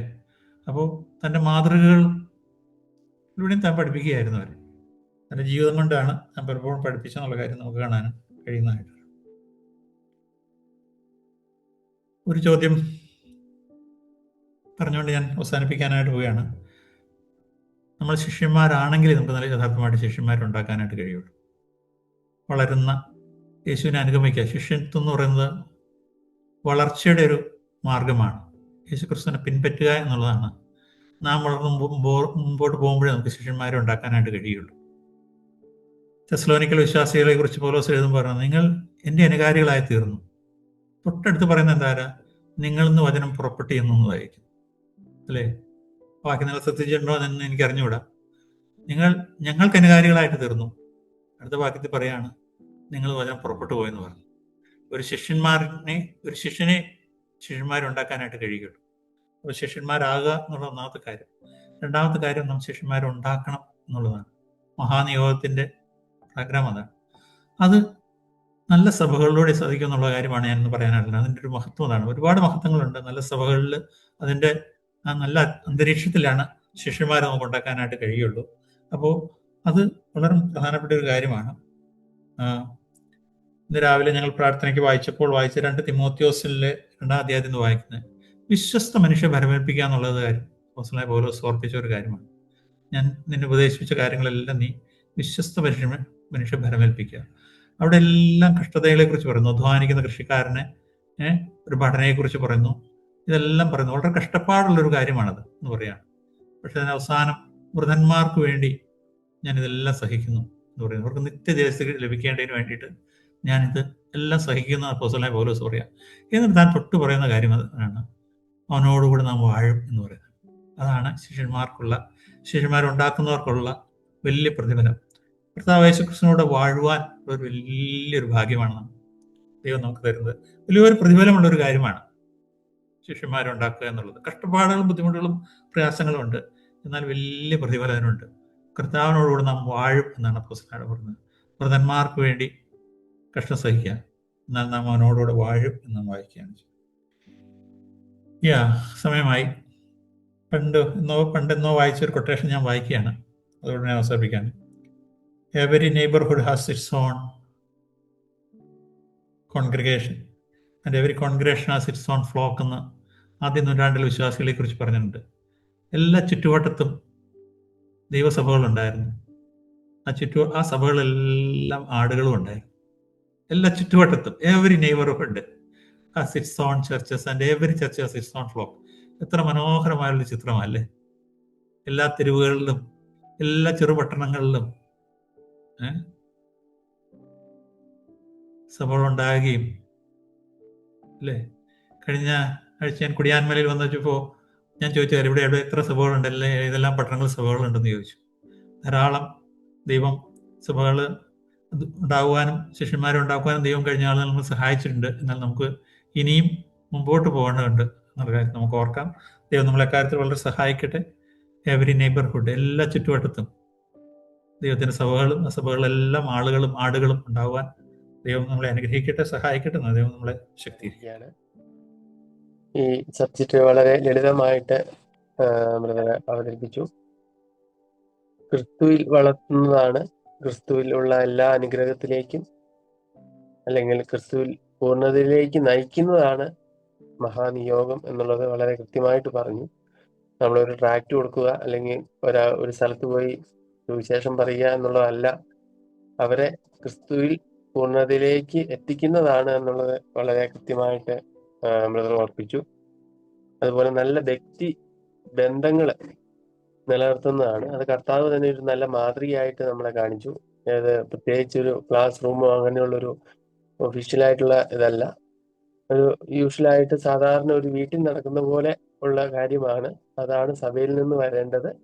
അപ്രകാരം ഒരു നല്ല വ്യക്തിബന്ധങ്ങൾ കൂട്ടിയുറപ്പിക്കുന്ന ശിഷ്യത്വ രീതി നമുക്ക് വേണമെന്നുള്ളത് പറഞ്ഞു. അതുപോലെ ഒരു ശിഷ്യനെ ഉണ്ടാക്കുവാനായിട്ട് കഴിയുള്ളൂ. സഭയുടെ റോൾ എന്താണ്, നമ്മുടെ റോൾ എന്താണ് എന്നുള്ളതൊക്കെ കൃത്യമായിട്ട് വചനാടിസ്ഥാനത്തിൽ ചൂണ്ടിക്കാണിച്ചു തരാനായിട്ട് ഇടയായിത്തീർന്നു. നമുക്ക് ചില സംശയങ്ങളൊക്കെ ഉണ്ടാവും, എന്നാൽ നമ്മൾ കേട്ട കാര്യങ്ങൾ നമ്മുടെ ജീവിതത്തിലെ പ്രാവർത്തികമാക്കുവാൻ അത് അനുഗ്രഹമായി തീരാനായിട്ട് നമുക്ക് പ്രാർത്ഥിക്കാം.